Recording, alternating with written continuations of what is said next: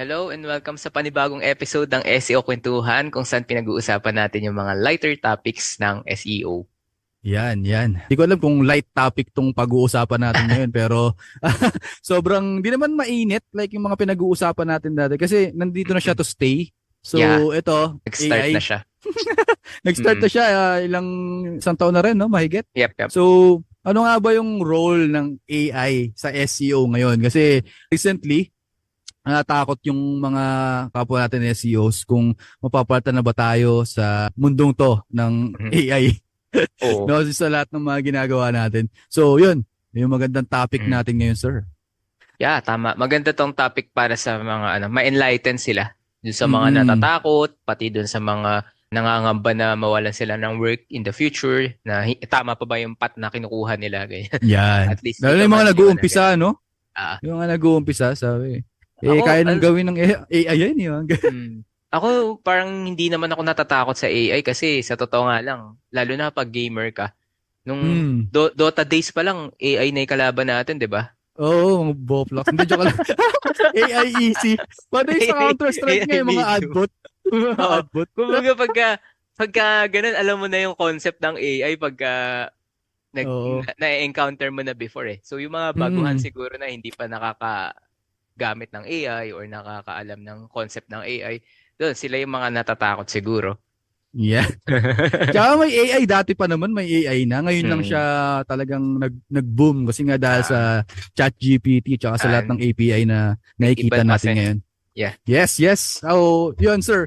Tingin mo sir, bakit mahalaga yung AI sa SEO sa panahon Mm. ngayon? Bakit siya sobrang importante rin? Okay.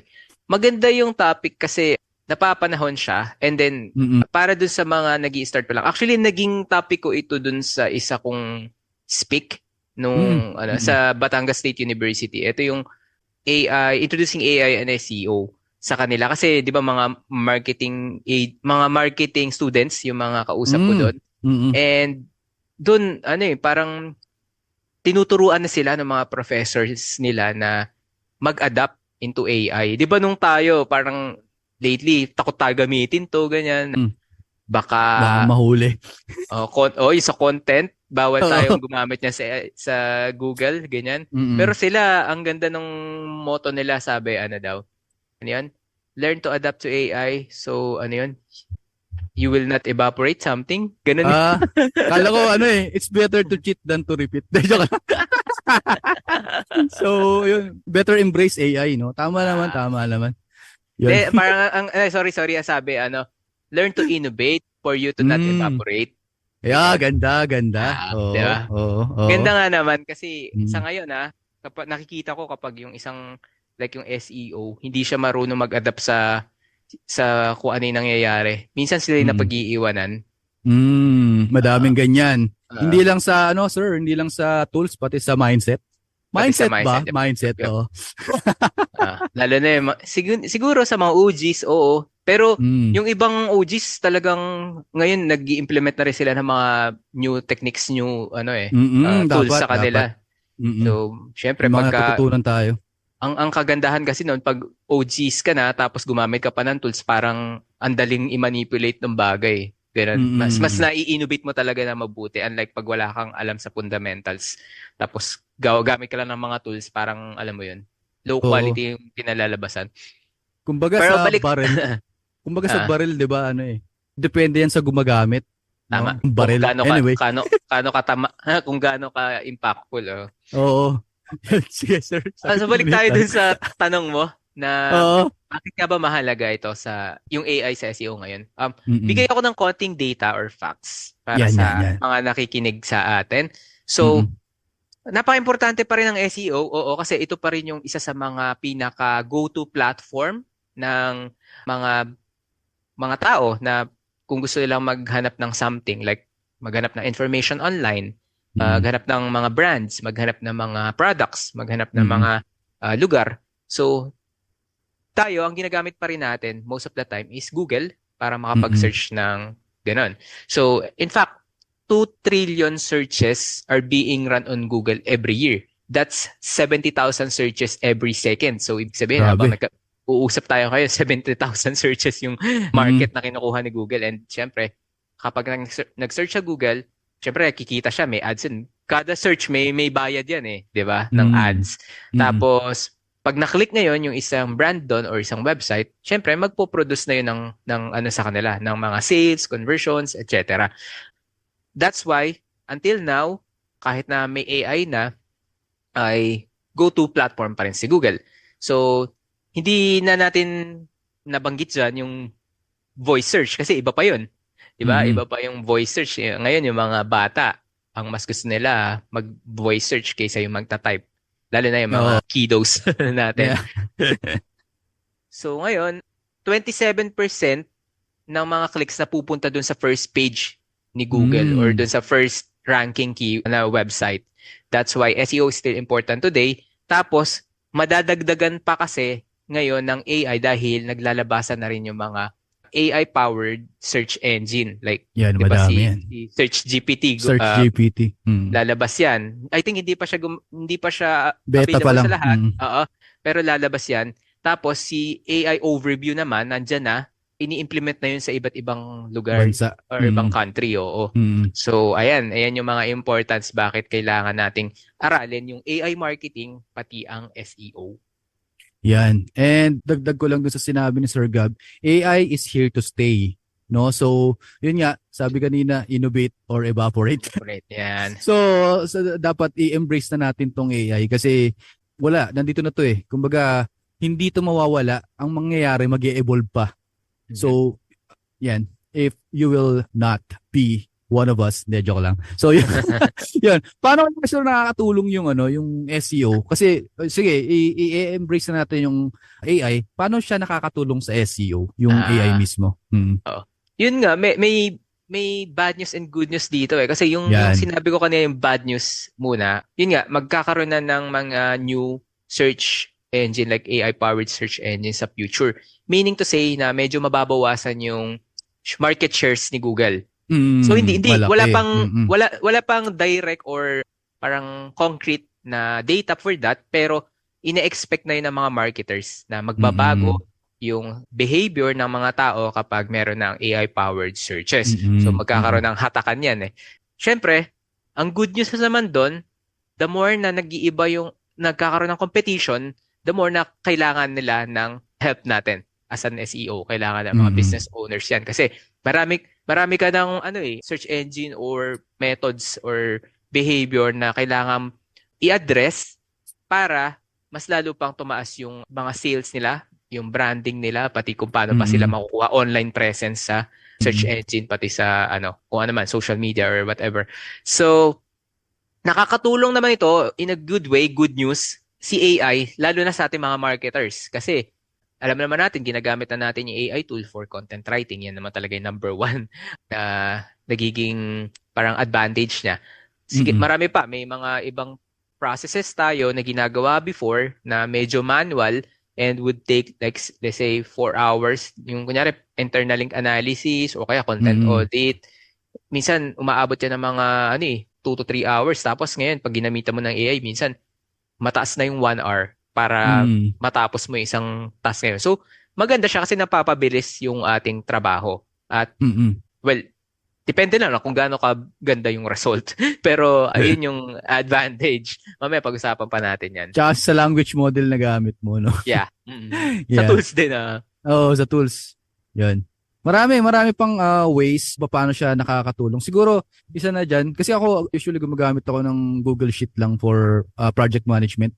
So, maraming, like Zapier. So, Zapier kasi dati, nandyan naman na siya. And, ang kagandahan ngayon, na nag-i-integrate na rin sila ng AI sa system nila. So, pwede mo na siyang, halimbawa, bigay ako ng example, like, for an instance, sa Google Reviews, sa GMB. So, sa local SEO to, pwede mo nang i-integrate si ChatGPT na siya na yung sasagot ng lahat ng reviews like that. So, mababawasan yung mundane task na pagsasagot ng reviews. Lalo na kapag kunyari 70 plus, 80 plus, o kaya kahit 50 plus lang na GMB locations yung hawak mo. So AI pwede mo nang gamitin para sumagot sa lahat ng reviews. Like kung 5-star ba yan, anong sasagot ni GPT, pwede mo na siyang i-adjust. So maraming tawag dito, yun nga, yung processes napapagaan na ni AI. But at the same time, nakakatakot lang. Mhm. Nakakatakot, no? Yun, baka mawalan ng trabaho yung iba. Yun, kung dati taga-sagot ka lang ng reviews, ngayon dapat ka dapat ka na upskill. So, Dapat matuto ka na ng automation. speaking of, sir, ano yung mga nakikita mong disadvantages Okay. ng AI dito? So, nagbigay na ako ng isa. Baka dagdag. Oo. Well, syempre may good news, may bad news. Yung mga Yan. disadvantage ng AI ay katulad ng over-reliance sa automation, I would say. Kasi lately napapansin ko, since tawag dito, gumagamit na nga tayo ng mga tools, so tinuturo na rin natin yan sa ating mga courses or sa mga colleagues natin na nag-work at the same time.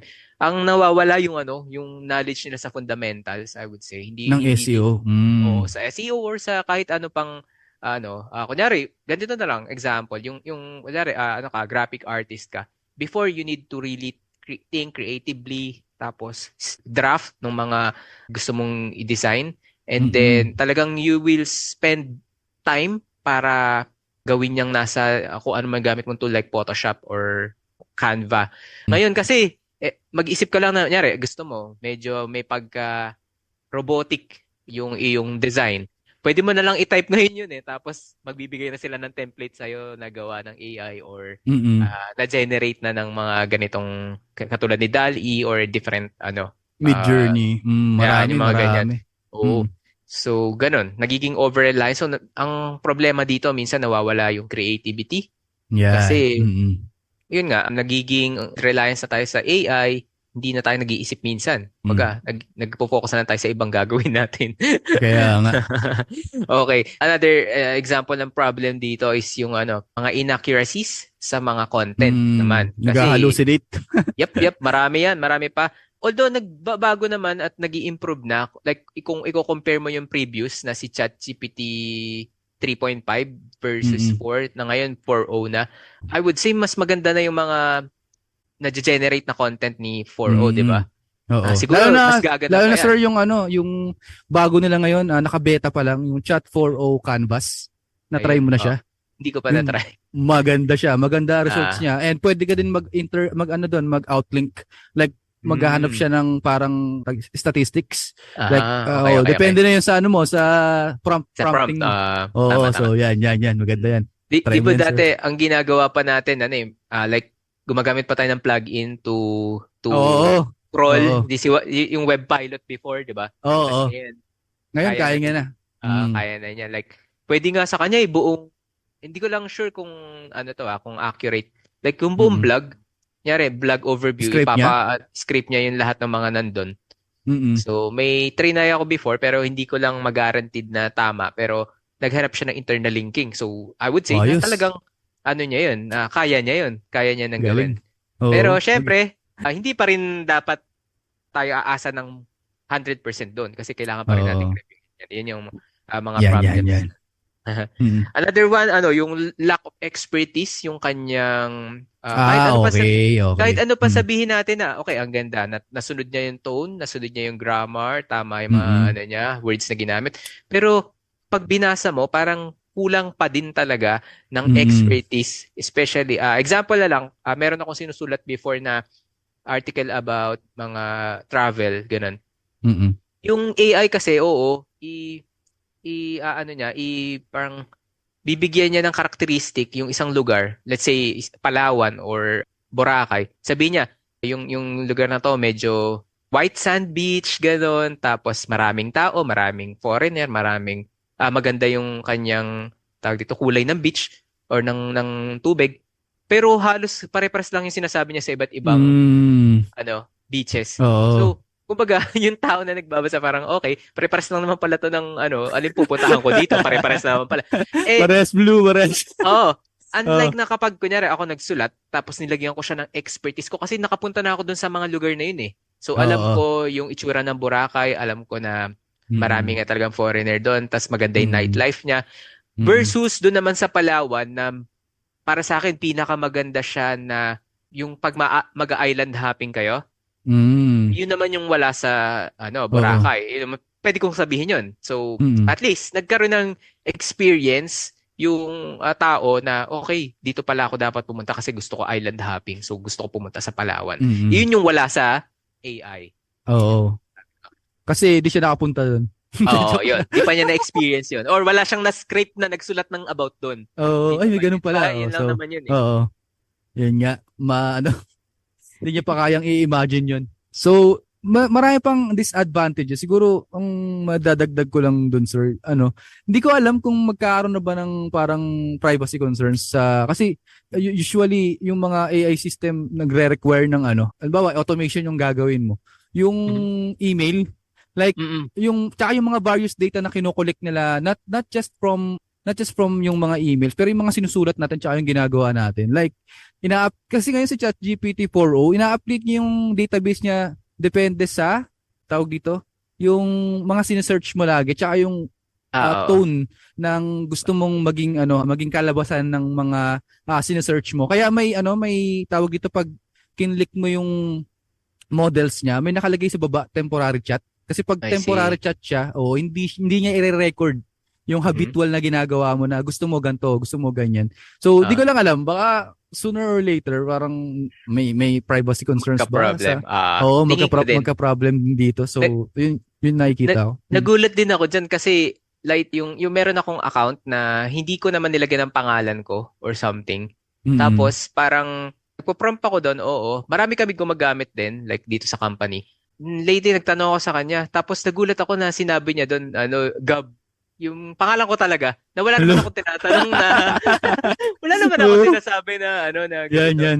Kaya May next. nagpa-generate ako ng email, tapos naglagay doon, sincerely, tapos Gab. Sabi ko, hala, paano mo yung alam na ako to? Siguro ginamit niya yung previous data niya na mga Oo. nagpo-prompt ako doon kaya alam niya yung, Mm. ito madalas gumagamit ng, ng tool ko. So, Kaya nga. yun nilagay niya sa email. Nagulat ako doon. Ayos to. Yun nga sir, may isa-share din ako, speaking of ganyan. Naman sa akin, yung sa voice search na sinasabi mo. Mm-mm. Kasi meron akong Google Home, kung anong tawag dito. Basta para siyang, sa Google Home na pwede ka magsabi na parang, hey Google, magaganon Ah, ka. mm-mm. Tapos, parang Alexa, ganyan. Ah, So, edi naka-open lang naman siya. Tapos, one time, parang nasabi ko sa asawa ko na parang sarap ng pizza, ganyan-ganyan. mm, Tapos, nagtataka ko, yung sa Facebook ko, mm. puro pizza yung lumalabas na so yun, di ba? Ah, Parang ang galing lang ang galing na nakakatakot kasi pinapakinggan niya tayo, di ba? mm-mm. Number one. And yun, baka natatakot lang din ako sa privacy soon. Kasi pag naging mas matalino pa talaga tong mga to, alam mo na, Ah, maraming bagay yeah. na Napanood na Uh, natin yan. oh, Terminator. Si Arnold Schwarzenegger. So, ayun, may magdadagdag ka ba sir sa disadvantages ng AI? Okay na yun. Okay na, Marami okay pa, na. marami pa. Pero yun yung So, mga common. ayan. Ito na. Speaking of disadvantages, may ka ba sir? Mga ethical concerns in using AI for content creation for SEO. Okay. Oo, Mm. for content creation, actually, ngayon medyo parang Talamak. nagkakaroon na ng higpit din yung mga iba't Mm. ibang country and mga organizations na especially sa paggamit ng AI. Pero hindi ko pa naririnig sa news na binabasa lang ako isang article na parang magkakaroon na ng regulations, especially doon sa Mm. UK when it Okay. comes to creating AI using AI yung Generated. content. Mm. Oo. So dapat ata doon, kung di ako nagkakamali, ilalagay natin dun sa Ah. kunyari sa vlog na generated to by AI. So, Oo. magbibigay na tayo ng ganung parang disclaimer. Di ba? Alam mo naman Mm. yan, maraming problems na pwedeng, kasi maling information, mga Mm. plagiarism, yan ang mga Mm. nangyayari dyan eh. Kaya Tapos nga, yun nga, yung sinabi mo, data privacy, katama ka dun. nakakatakot. So, yun yung mga issues na I think Oo. pagdating sa content writing. Yung information siguro mas nakakatakot pagka YMYL yung Yep. topics. Like pag sa Mm. health, no? Kapag Mm. o kaya bigyan ni AI ng life decision about financial yung isang tao na hindi naman talaga siya, 'di ba? Nakakatakot siya. Pagka purely AI lang, like in script mo lang yung competitor Kaya ito, bibigyan ko kayo ng example. So, parasitic SEO. So, tawag dito, i-script lang, kunyari ko yung SEO, tapos in-script mo lang yung competitor mo, tapos pina-analyze mo kay ChatGPT, hey, analyze mo yung mga topics na kino-cover itong ano ko, ng competitor ko. Tapos, pag na-analyze na, yun na yung gagawin mo ng ano, ng topics ngayon, no? Without checking kung factual ba yung ginawa ni AI kasi nga minsan nag-hallucinate siya, 'di ba? So bumababa yung quality ng content and nakakatakot kapag health yung niche, 'di ba? Kung may mga ano may mga nakita ko, nakalimutan ko na kasi may mga memes yan sa ano sa LinkedIn ako nakita. So ayun. Siguro ano pa bang pwede? Yun nga, siguro yung transparency. Maganda yun. Tingin mo, okay ba yun na dapat i-declare na this article is created or generated via AI? Okay kaya yun na, ewan ko lang, parang babasahin ko ba siya? May masamang connotation syempre yun pagdating sa mga tao, pero pagdating naman sa robots, I think hindi naman siya ganun ka-impactful din kung ilagay mo or hindi. Kasi 'di ba yung tayo mahilig tayo maglagay ng mga EE80 na yan. And then si Google hindi na rin naman siya naghihigpit kapag pagdating sa AI as long as dapat tama yung data na nakalagay at helpful naman talaga yung content. Ang iniisip ko dyan, Sir Gab, wag na lang ilagay dun sa article mismo na nakikita ng front-end user, like yung nagbabasa. Parang ano, iniisip ko na lang tuloy is parang 'di ba naglalagay tayo ng canonical tag. Why not magkaroon ng parang AI tag? Para hindi lang makita dun sa, 'di ba, no? Kasi o kaya sa cookies. Ayan, pwede rin. Cookies, basta sa back-end lang siya ilalagay na mababasa lang ng kasi parang sponsored links. 'Di ba? Para makikita nung bot. Tingin ko okay 'yun in a sense na kasi kapag ako reader lang ako tapos nakita ko na ay putya AI generated to, mababasahin. Parang ganun lang yung naiisip ko. Anyway, pagpo-promote 'yun ng more on parang 100% written ng human. So parang gano'n na mapopromote ng mga regulations na 'yun. Kasi kapag di ka naman sumunod dun, mayayari ka eh. Kumbaga, totoo baka yan. may penalty yan. Lalo na para dun sa mga malalaking company na pagsasabihin hindi gagamit ka ng AI tapos hindi mo isasabihin tapos malalaman ng mga regulating bodies, yari ka doon. Malaki-laking babayaran mo, di ba? So bagay. Sa Pilipinas naman siguro, di ko alam kung hindi naman siguro. Hindi mahigpit yan. May mga specific tools ka, sir, na mararecommend for those na nag-i-start pa lang sa SEO, mga AI tools? Yung mga mura lang na ginagamit ko din kasi, di ba, sa alam naman, kumukuha tayo sa AppSumo ng mga AI tools. Deal. Oo. Mas gusto ko yung mga lifetime deals kasi, ano ba, syempre, mas tipid tayo tapos at magagamit natin at our disposal agad. Pero doesn't mean naman na hindi ako gagamit ng ibang tool. Pag nakita ko na mas maganda yung feature nun, makakatulong, why not, diba? So, unang tool na masasuggest ko siguro yung Neuron Writer kasi may AI rin yan eh. Para siyang ano ba? Mas murang version ng Surfer. Tsaka ng Page Optimizer Pro. Ayan, mas mura siyang version. So sa mga nag-i-start naman kasi alam naman natin wala pa tayong budget sa ganyan, magiging kaibigan niyo talaga si AppSumo. kung lang kayo ng mga deals. Mga deals, oo. Nakarami na kami actually. Meron, medyo nagsha-shopping kami dyan. Meron nga ako mga binili minsang tools na parang hindi ko pa nagamit. Pero nilalagay ko kasi yun sa isa kong database para pag dumating yung time na, kailangan ko ng video editor. Ano ba yung mga video editor na binili ko? Nandiyan si Canva, syempre. Nandiyan si CapCut. Nandiyan si, ano pa ba? Ano pa isa ko binili? FlexClip. Yun yung ginagamit ko pang pang record. Pang record siya. Pero may mga disadvantages yung mga tools. Syempre, ikaw, ano ba disadvantage ni Canva? Canva? Maganda si Canva. Tawag dito. Marami nagrereklamo sa mga AI generated niya na So, at least may pinapakinggan nyo, di ba? Pinapakinggan nyo yung mga napakinggan naman yan. Huwag kayong mag-alala, guys. Ano pa ba? Well, lately na-discover ko yung Fireflies AI. Alam mo yun? Hindi. So, parang siyang, makakatulong siya dun sa pag may mga meetings kayo. Like ganito, meron tayong Zoom meeting or Google Meet. Pwede mo siyang i-open tapos gagawa siya ng mga notes kung ano yung mga pinag-usapan nyo automatically. Ito free lang to. Meron tong pwede kang Firefly? Sige nga, tingnan ko. Fireflies.ai. Nakakatulong to sa akin for transcription. Alam mo kung bakit? Actually, tinuro ko to nun sa course and I also want to share with them para alam nila, may glimpse sila kung ano yung mga matututunan nila doon sa SEO sprint. So tinuro ko doon Nice. na pagka mag-kick off call kayo ng client, gamitin niyo si Fireflies AI para mag-transcribe. Kasi 'di ba minsan may mga important notes doon na kailangan mo isulat. Tapos Mm-mm. minsan pag nakalimutan mo, wala na. Hindi mo na maalala yung parang special instruction ni client pag ganun, pag Mm-mm. nag-meeting. Ngayon, with Aba, the free use nga. of Di ba? With the use of this tool, syempre pagka marami na tayo gumagamit, magkakaroon na ng payment yan. Ano na, with the use of these tools, magkaka-notes ka and din pwede mo rin siyang i-gamitin kay ChatGPT para Mm-mm. ipasummarize sa kanya lahat ng mga important notes na sinabi, di ba? Ganun lang. Mm-mm. Easy process pero could help you in the long run. Yes.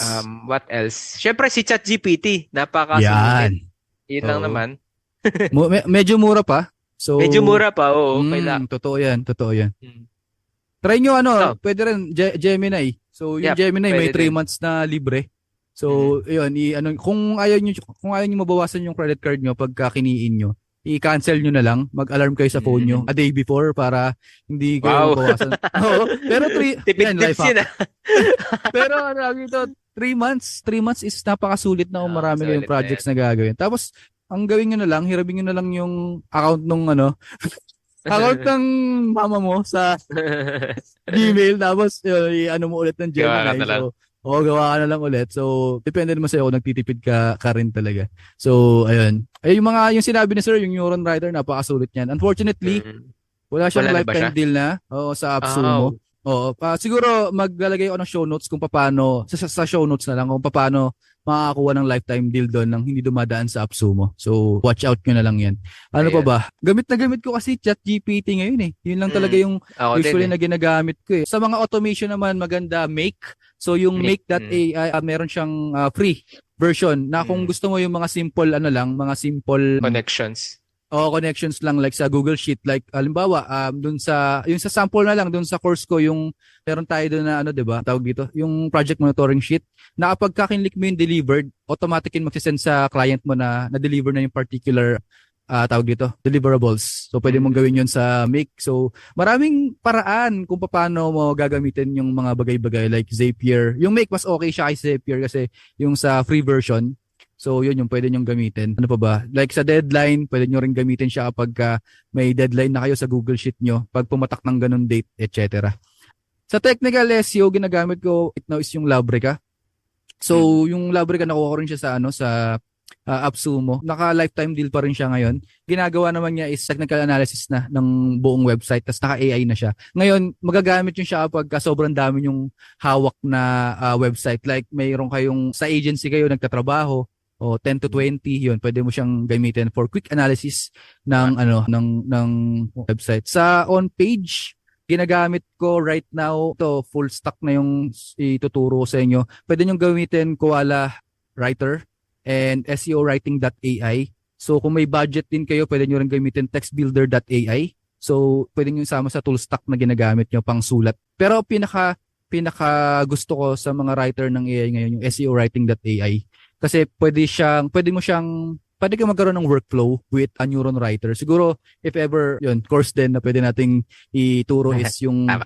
workflow na kasi, syempre, mga tools lang naman yung mga sinasabi natin dito eh. So, ayun, pwede yung mga simulan kasi medyo madami na. Yung Ahrefs, may, na rin sila, nag-integrate na rin sila ng AI sa system nila. Kaya, marami pang lumalabas ngayon eh. Kaya, medyo nakakahilo, lalo na pag napunta ka na sa AppSumo. Huwag niyong gawing, huwag kayong ma-addict dun sa mga Ma-addict. ma-addict kayo, winawarningan ko na kayo. May mga tools din ako katulad ni Sir Gab na hindi ko rin Hindi nagagamit. nagagamit. So, ayan. Moving on. Sir Gab, anong types of SEO task yung ideal for AI automation? May mga nasabi na tayo kanina. No? Ano pa ba yung mga iba? Okay, bigyan ko ng konti. Parang common yung mga kasi Yan. actually marami kang pwedeng paggamitan as long as na may idea ka. Kumbaga Oo. pag iniisip mo siya, uy, pwede to siguro ganyan, no, ganyan.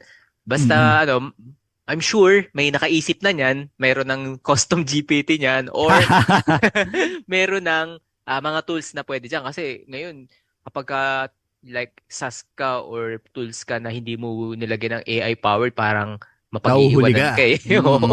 Baka isipin ng iba, ay, mabagal sila. Outdated. All this to. Update. All this.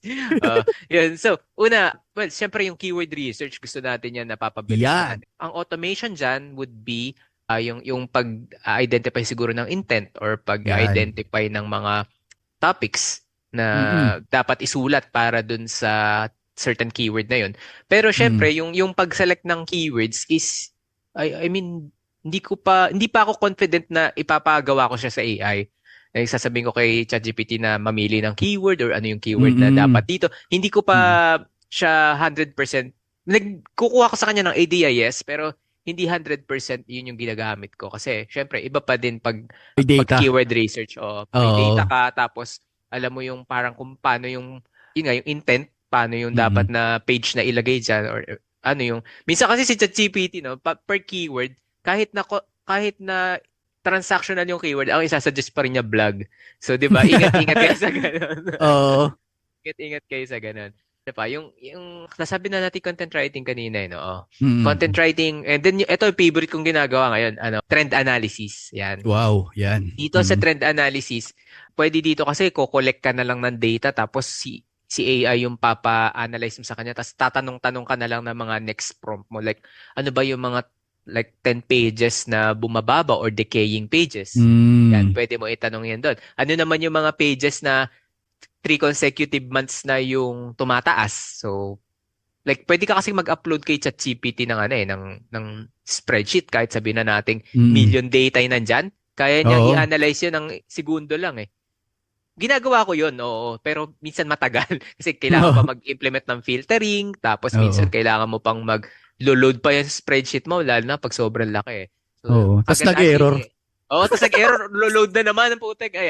So, ang kagandahan kay AI, pwede ka na magtanong sa kanya. Kapag basta may binigay kang datasets. So, ano pa ba? Yung kanina sinabi mo, yung Labrik ka ba? Yung nagbibigay ng mga quick analysis. Suggestions. Meron din akong nagamit na tool sa ganyan, medyo mahal nga lang yung SEO monitoring. Dito naman medyo nakita ko rin yan. Panglahatan naman. Panglahatan like, nyari, pwede mong sabihin pwede mo siyang tanungin pwede mo makita doon yung mga trends, ano yung mga trending keywords mo. Magbibigay siya ng ganong analysis sa'yo. Ano yung mga kailangan kong i-optimize sa susunod na buwan, ano yung mga nagbago nung rankings nung algorithm update, mga ganyan. So, ibig sabihin, makakatulong talaga siya sa predictive analytics, yung mga ganong tools. So, yun. Ayun yung mga favorite na ginagamitan ko ng AI. Marami pa. Yan. Nice. Sigundahan ko lang yung sinabi ni Sir Gab. Bukod kasi sa tawag dito, yung sa spreadsheet, pwede ka rin mag-upload ngayon ng image. So, minsan, kapag tinatamad ako, pumunta ako sa, kunyari, meron akong Google Data Studio na nakakonect yung GA ko tsaka yung tawag dito, GSC. Pagka reporting, minsan ini-screenshot ko yung yung Google Data Studio. Pinapa-analyze ko kay Google kung ano yung tumaas, ano yung bumaba. So, pwede mong gawin yun. Pwede mong gawin. And kahit sa rekta na sa GSC, kung ano nangyari. Tapos pa-analyze mo kunyari yung mga queries na nasa baba. So, papa-analyze mo bakit bumaba yung ganto ganyan. Lalo na kung may mga iba ka pang ginagamit na tool. Like ako, gumagamit ako ng SEO crawl. Kasi para siyang supercharge na GSC. Kasi 'di ba sa GSC usually 1,000 queries lang yung makikita mo. So doon lahat ng queries kahit 300,000 pa yan makikita mo. Tapos yun pinapa-analyze ko, i-screenshot ko lang yung iba. Kapag kung halimbawa bumaba, bakit bumaba to? Hindi naman yung bakit bumaba kasi mostly sa algorithm yun eh. Or pwede mo rin gawin is i-copy mo, ipa-analyze mo muna kay Google yung yung algorithm update. Tapos pwede mo i-connect kung bakit bumaba yung mo. So pwede mo rin gawin 'yon. Marami kasi parang binibigyan ko lang kayo ng idea kung paano siya gagawin kasi napaka-inam niyang gamitin. Tapos yun nga yung sinabi ni Sir Gab kanina is yung GPT, napakagaling niya. Lalo na kapag marunong ka ng gumawa ng GPT. So paano niyo siya magagamit sa SEO? Ako personally, ginagamit ko siya sa outreach. Like kunyari, may re-replyan ako na medyo irate yung na-outreach ko. So, kung gusto ko ng hindi balasubas yung reply ko, papagawa ko kay ChatGPT ngayon na can you reply to this? Tapos lalagyan mo ng data. Ano ba yung mga data na ilalagay mo? Sige, bibigyan kita ng free na ganito, ganyan. So, in exchange of blah, blah, blah. So, ganun, pwede mo siyang basta maayos lang yung prompting na ilalagay nyo. So, yun, ano pa ba? Sa yun, sa link building. Also, pwede nyo rin pa-analyze yung isang, kunyari, yung homepage. Kasi usually, malalaman mo na kagad kung medyo spammy. Hindi naman sa sinasabi kong yun lang yung way, pero yung homepage, minsan kasi nakikita mo kung PBN ba siya or hindi. Like yung paano yung structuring niya and stuff. So ako, ginagawa ko is yun din. I-prompts din ako na ginagamit para ma-determine ko, kung bawa, yung isang article is spammy ba? Like yung mga structure niya. Yun. Depende rin lang talaga sa prompting nyo. Lastly, siguro dami ko nang binibigay, no. May isa pa, pwede kang gumawa ng topic clusters using AI. So, kung meron ka ng set of keywords na nasa sayo, tapos prompting lang ulit, bibigyan mo siya ng prompt na gagawa siya ng topic clusters. Sige, bigyan ko ng example. I want to have a topical authority in this particular niche. Lagay yung niche nyo, yung industry nyo. And then, using this particular keywords that are present in my product pages. Like, parang ganun. Bibigyan ka niya ngayon ng mga sets of topics, pero nasa iyo pa rin 'yon to scrutinize kung ano yung gagamitin mo. So ayun, marami pa akong naiisip, baka maubusan tayo ng oras. So ayun, napakadaming paraan para gamitin si AI for automation. Tsaka diyan, ang maganda diyan, once na may inisip kayo, dapat i-try nyo, tapos yan ang number nyo. One. Wag yung parang puro nasa imagination nyo lang ang limit. Theoretical. Mukhang maganda to. Malay nyo, ma-share nyo rin yan sa amin, di ba? Oo, pag nag-sit down tayo, tapos nakapagkwentuhan kayo sa amin, di ba? So, yan. Anyway, sa experience mo, sir, how does AI affect the productivity and efficiency of an SEO team? Okay, nice. Gandang question to para to sa mga managers dyan or mga nag-handle ng teammates. So, pag dito, papasok pa rin yung kaninang mga bilanggit natin na disadvantage. So, kailangan, yun yung iiwasan nyo dito kapag sa productivity and efficiency yung pinag-uusapan. Nakakatulong talaga si AI kasi, yun nga, sabi natin, nababawasan yung mga hours na pag-generate ng data, pag-i-interpret, pati minsan pagbibigay ng suggestions, pinapagawa pa natin kay AI di ba? Yung tipong suggest SEO recommendation for them, ganun. Parang makikita mo lang yung, kasi idea yung hinahanap natin Pero at the same time, dapat marunong ka pa rin talaga nung mga fundamentals, pati yung nasa iyo pa rin yung huling decision kung kailangan nyo bang i-suggest to sa client or kailangan nyo ba tong gawin dun sa website. It makes sense ba na i-implement yung suggestion ni AI or kailangan nyo pa siyang i-improve, things like that. As an SEO manager or team lead, wag nyong hahayaan na yung mga teammates nyo ay like iraran na lang yung URL sa ChatGPT, tapos obviously, ako kasi hate to say, lalo na yung mga teammates ko na nakikinig dyan. Yari.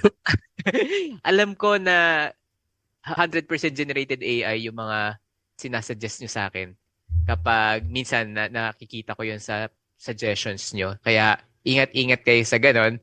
And I would say na spend more time sa pagre-review at pag-check ng mga deliverables ninyo.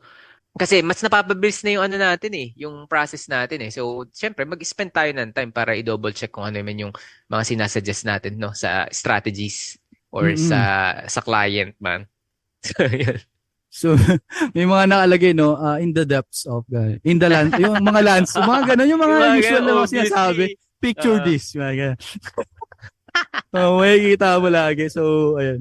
Dadagdag ka ba, sir? Ayoko din yung yung generic masyado yung pagkakasuggest. 'Di ba like sasabihin doon ni AI, create an optimized title for this page.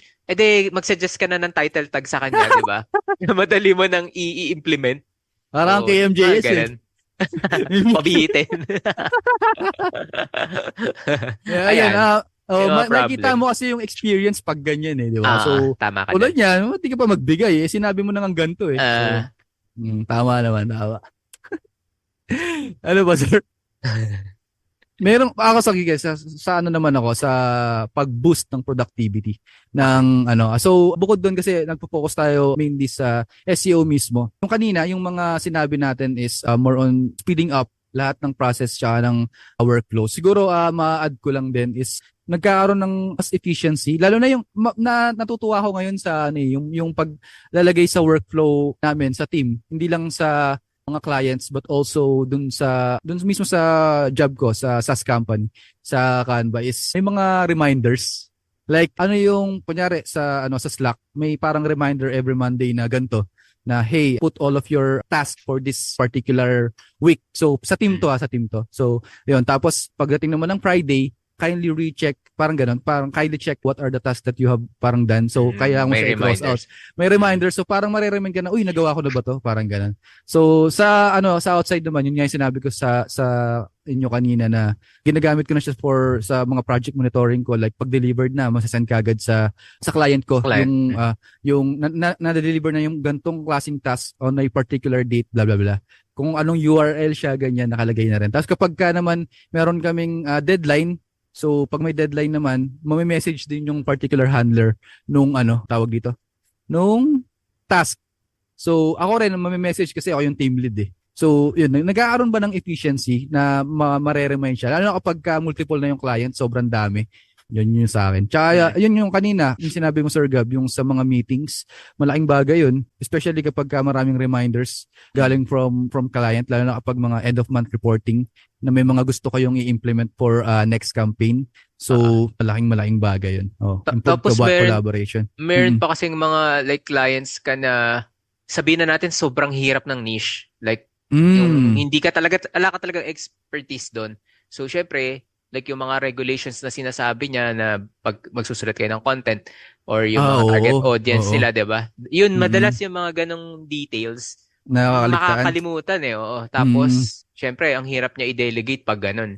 Hindi alam hindi naman yung teammates mo yung kausap eh. So, kailangan, meron ka talagang notes. Eh, kung mabagal ka naman magsulat ng notes, mamimiss out yan and magkakaroon kayo ng problem sa future pagka hindi niyo nagagawa yan. Usually sa second month, no, sabi niya, di ba sinabi ko na sa'yo, bawal? Yan. Ay, yari nga. Nangyayari yan madalas. Oo.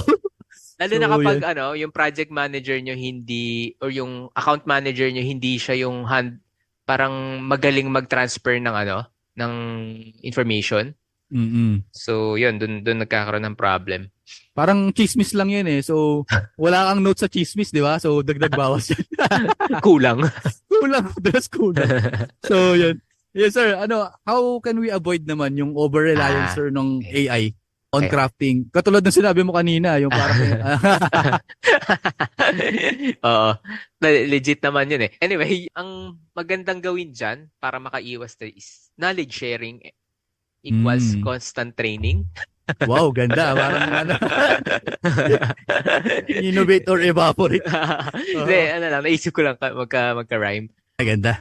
Siyempre, pagka alam ng tao yung isang bagay, like may alam siya sa fundamentals, may alam siya sa result, may alam siya sa mga processes, maiiwasan yung parang pag turn kay AI na 100% sa kanya talaga kukuha na idea. I mean, may ganyan kasi scenario minsan yung mga writers, like 'di ba, alam nila paano magsulat, alam nila paano mag-compose ng magandang article, alam nila paano i-showcase yung mga products diyan. Ganun yung idea na maganda, katulad na rin sa SEO na kapag may sinabi si ChatGPT ganito ganyan, ganito strategy gawin mo, alam mo naman na hindi ganun yung concept na gusto ni Google. Syempre dapat alam mo kung paano i-edit or i-cut yung mga hindi dapat na i-suggest or i-implement para dun sa website na yon. So, ayan yung mga maiiwasan kapag madalas ka nagpapatraining. Okay? Ano pa? Siyempre, constant update ng SOP naman, yung standard operating procedure. Kasi, ayan yung pwede mong maging weapon din para masabi mo sa mga colleagues mo na, ito yung susundin natin. So, anytime na meron tayong gagawin, kahit may help pa ng AI yan, ito pa rin yung kailangan nating i-produce. So, yun. Lately kasi ang bilis ng ng transition. Ito yung dilemma ko eh. Kasi dati gumawa ako ng SOP for content writing, tapos ang nakalagay pa doon yung gumagamit pa ng web pilot ganyan. Ngayon hindi na nga gumagamit, so kailangan ko nang i-update yan. Mamaya next month baka iba na naman yung version. Ibang prompting yung gagamitin ko. Di ba dati gumagamit pa tayo ng mga tipong act as like ganun, act as a seasoned SEO pro for 10 years. Hindi naman gumagana yun eh. Kumaga, kahit ano pa rin yung ilagay mo dyan, well, sasabihin ni Google, ni ChatGPT yun, i-mention niya, oo. Pero hindi pa rin maaalis na kapag yung expert versus dun sa gawa ng AI, magkaiba pa rin yan, 'di ba? Mm-mm. So, yan. Dadalihin mo 'yon dun sa series of prompt na gagamitin mo. Kaya kailangan yung nagwo-work hindi lang basta isang salpak lang ng prompt diyan eh. Dapat Mm-mm. as in ko customize mo talaga. Sabihin na nating series of like 10 prompts yan na para lang makuha mo yung best scenario, best possible content na maiproduce ni AI. So, Kaya yun nga. ang tatandaan nyo palagi. Okay. Ay, eto pa, meron pa akong na ano dito na notes na expertise plus AI equals more creativity and personalization. Iyan ang So, maganda. sinabi ko nga doon Mm-mm. na kapag expert ka sa isang bagay at ginamitan mo pa ng AI, mas lalo ka magiging powerful. Mas Mm-mm. lalo kang makakapag-produce ng mas maganda. Unlike pag wala kang expertise, gumamit ka lang ng AI, wala ka talagang creativity dyan, no? Wala ka ring Totoo. personalization. Yung Ayan. ano nga parang 'di ba dapat maganda ngayon is AI assisted content lang. Yan. So nangyayari kasi AI generated content na talaga eh. Kumbaga, 100%. oo. Ang ano kasi dapat sa mga writers, ito tip ko lang sa inyo. Yung sinabi nga ni Sir Gab na gamitin niyo yung AI to fight writer's block. So, alam ko may Yan. writer's block kayo. Pwede kayong tulungan ng ChatGPT or kahit na ano pang gagamitin niyo. Like pwede rin Perplexity.ai, Claude AI, pwede rin Gemini. So, ZipWriter. oh, yan. Nagpo-focus lang kami sa ChatGPT kasi ito yung mas gamit na gamit. Ah, As writers, please do not just copy and paste. Especially kapag yung role nyo is writer talaga. Halimbawa, nasa team kayo, tapos writer kayo, tapos copy-paste lang yung ginagawa nyo. So, ano pa yung binabayad sa inyo? Bakit kayo binabayaran, di ba?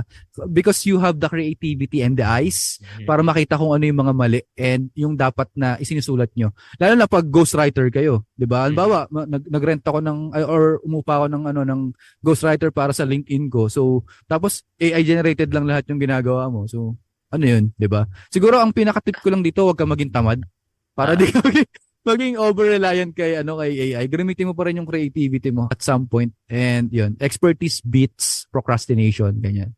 Uy. Uy, Nagbibigay tayo ng mga matitid ni ano bars. Ito. Siguro nasa last question na tayo Last question.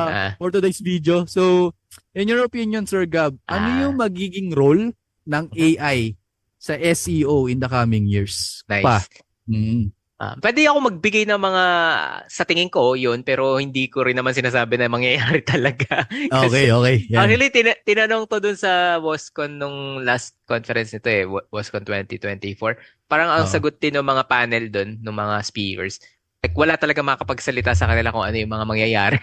Kahit sa susunod na Mm. 6 months. 6 months nga lang yung pinag-uusapan pero parang hindi pa rin nila ma-determine Masabi, or no? ma-predict kung ano ba yung mga mangyayari. So, ganun din tayo, mahirap mag-predict, pero eto lang yung sa tingin natin kasi, kumbaga, may basis na may nangyayaring ganito. So, bigay ako.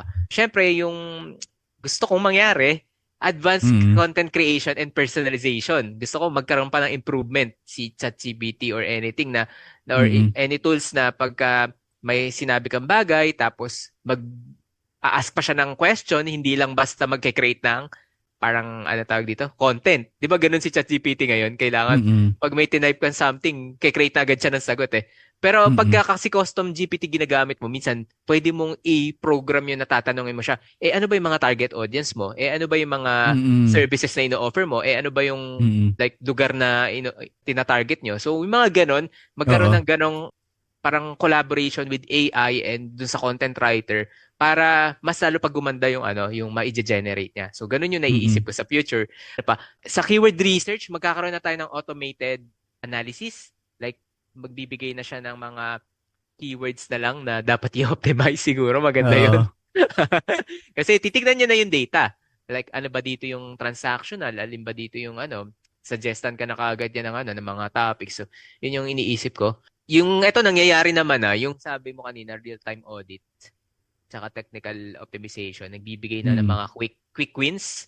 Yan, Oo. maganda yan eh. Maganda yan kasi ako hanggang ngayon kasi talaga manual ako nagtitingin ng Oo, mga quick technical. wins. Mm. Pinaparan ko lang siya sa mga tools pero ako pa rin talaga yung nag-a-analyze kung ano ba talaga yung pinaka-impactful na task. Mm. Okay? Ano pa? Advanced siguro forecasting na. Like, pwede kang magsabi sa client na after 6 months, ganito yung traffic makukuha mo kasi meron na tayong Mm. mga AI tool na mag-generate like based dun sa current scenario or current situation, like ano ba yung mga queries na nagrarang ka ngayon sa GSE, tapos i-compare niya kapag dun sa mga tatargetin ka sa keyword research mo, tapos ilan yung traffic na maa-add mo after how many months, yun. May mga ganun naman na talagang nangyayaring tools ngayon, kaya hopefully, excited ako na magkaroon ng mga ganun para mas Oo. mapadali pa yung processes natin. Mas madali rin magpa-optimize pag ganun. Mm. May nakita akong traffic project traffic projection tool kay Mhm. bibigay ko sa iyo mamaya yung link Sige, pero sa sige. show notes na rin. Ryan Stewart, meron siyang ginawang Meron na. parang traffic projection tool na may AI na kasama. So, Idol ko yan ayun, eh. idol ko nga Kaya, rin 'to. kaya nga ako gumawa ng SEO sprint dahil sa kanya eh. Totoo dahil sa Siya sprint yung niya. Oo nga, nag-start. Siya yung siya nag-start. nag-start na yung Blueprint SEO. Pero Oo, kasi tsaka productize mm, sa kanya rin eh. nagkaroon ako ng access dyan na gets ko naman yung process niya. Pero nagustuhan ko talaga yung method na SEO Mm. sprint. Yun nga lang, Mm. magkaiba kami ng mga strategy. So, yun Oo. naman yung pagkakaiba namin. At medyo mahal yung kanya. Mahal, mahal nga. Nagano siya, nag-niche down siya ata ngayon, parang mga lawyer na lang ata yung inaano niya. Uh, Pinapollow ko yan sa YouTube. Kasi parang practical yung mga sinasabi niya. Suggestions. May mga naman, may mga points din naman. So, yan, may madadagdag ka pa sir sa role ng Wala. AI. Okay na ako. Hmm. Juicy kasi yung topic niya to eh. Kaya ako Mm. napapaisip din ako kung mapapalitan ba tayo ng AI soon. Like, kunyari, may isang nagawa na parang tool na kapag kinapi mo Ultimate yung, SEO. gawin na natin, Sir Gab, yung ultimate SEO tool of the universe. Parang may ikakopy lang ako na code tapos ilalagay ko sa header ng homepage tapos Ah, i-analyze niya lahat. Babaguhin niya na yung HTML code lahat-lahat. Ewan ko baka naiisip ko pa baka may ganun na tapos 'di ba kasi ngayon ang ginagawa nagpapump ng mga content sa WordPress, may API lang na gagamitin tapos i-connect dun sa parang tool na gagawa ng WordPress, ay ng WordPress ng content and then i-schedule mo na kung kailan yung drip ng content mo. Like for this week, tatlo lang yung ipoproduce mo. Tapos mag-focus ka sa ganitong mga keywords. May ganun na eh. May ganun ang ginagawa ngayon. So, natatakot lang ako na one day, di ko alam kung mangyayari yun, na hindi na talaga kailangan ng mangyayari kaya yun, Coach Gab. Nakakatakot yung gantong ah, senaryo. Hindi tayo nag-fear mongering parang nagbe-brainstorm lang tayo kung ano yung mga possible na mangyayari in coming years. ako With naman, mm, not siguro in the 5 to 10 years, hindi mangyayaring mawawala yung oo, SEO. Sa akin oo. kasi kahit na ganun mangyari sa mga first world country, dito sa atin Oo. medyo matagal-tagal pa eh. Kumbaga, marami pang Tagal na opportunities. makakabot. Marami Oo. pang opportunities. At hindi rin natin alam yung mga mangyayari sa future na mga advancement pa. Like yung, 'di ba, si Elon Musk ano na ngayon na parang magkakaroon na ng mga robots na pwedeng i-hire para makatulong mo sa bahay. So, ano ba, napalitan na Grabe, yung no? mga kasambahay? Wala Kasi na silang trabaho. eto labas na sa SEO pag yung AI kasi in-inject mo sa robot, Mm. naku po, 'di ba? Yung sa Jollibee nga lang eh. Dito sa Jollibee sa may BGC, nakita ko yung Meron na rin. Jollibee diyan. May robot yung Galing, no? 'di ba dati ang binibigay Yung lang sa atin yung waiter. bilog. Ah, Nagwe-waiter siya. 'Di ba dati binibigay sa atin yung bilog lang na parang magbabuzz kapag luto na yung pagkain mo. Sa kanya yung mm. may ganun din siya pero pag nag-buzz yun, aantayin mo na lang kasi may robot na pupunta sa'yo. Ahead na pala I-deliver ng kayo dyan. pagkain. Oo nga nasa US ata ako. Na-joke lang. Kasi, kasi kami, yung bilog pa rin kami dito eh. Dito sa province. Pero meron na dito na takot. May sabi Ah, picturean ko, send ko sa'yo. Pero sige. ang galing, ang galing. So, yun, nakakatakot lang. Yun lang, i-improve nyo lang lagi yung mga nasa toolset nyo, lalo na sa industry natin na pumikit ka lang ng konti, may magbabago na eh. 'Di ba? So, kinig lang kayo lagi dito sa podcast namin kasi mag-update kami sa inyo. Hmm. Kung ano na ba talaga yung nangyayari sa mundo ng SEO. May i-announce ka sir? Courses or what? Okay, so meron akong nilaunch ngayon na bagong course which is yung SEO Sprint course. Yan. And ito ay makikita nyo sa group ng SEO Workout. So sali kayo sa group namin, SEO Workout, Local Mm-mm. SEO Masterclass, pati sa SEOkwentuhan.com malamang i-upload natin dyan yan. Yan. And also, may AI ba dyan, sir? Yes, meron ditong mga Yan. Mm. konti talaga no. Hindi, lahat No mga processes na parang nilista ko doon, hinaluan ko na siya ng AI para parang Nice. ano na rin for future proofing kasi alam ko Mm-mm. gano'n na rin yung mangyayari sa future. And syempre yung mga students natin, gusto natin makasabay na kagad sila kung ano may Mm-mm. nangyayari sa real life or dito man sa ating mga clients, 'di ba? So Mm-mm. gusto ko may idea na rin sila doon. At the same time, may Nice, nice. theoretical pa rin naman. Oo. Yeah, speaking of AI, ako rin, magla-launch din ako soon for local SEO masterclass. Like, paano ba ginagawa yung medyo gray hat-ish na mga bagay-bagay like CTR drip manipulation. Tuturo na natin yan sa local SEO masterclass natin. Paano mo mapaparank up kagad yung tawag dito, GMB in short span like 1-2 months. Ano ba yung mga nagwo-work na ngayon? And also AI injection sa pag-create ng on-page and also mga content. So soon, Yan. meron din Yan, yan. tayong ilalabas niyan, break it down nyo. So, yan, tawag dito. Yan, nasabi na rin ni Sir Gap, follow nyo kami sa Facebook, SEO Kwentuhan, YouTube, and Spotify. Nandun kami lahat. May kita nyo yung mga 5 stars namin. Hindi, joke lang. Ayun lang, stay safe and yan, kwentuhan soon. Bye-bye. Bye-bye.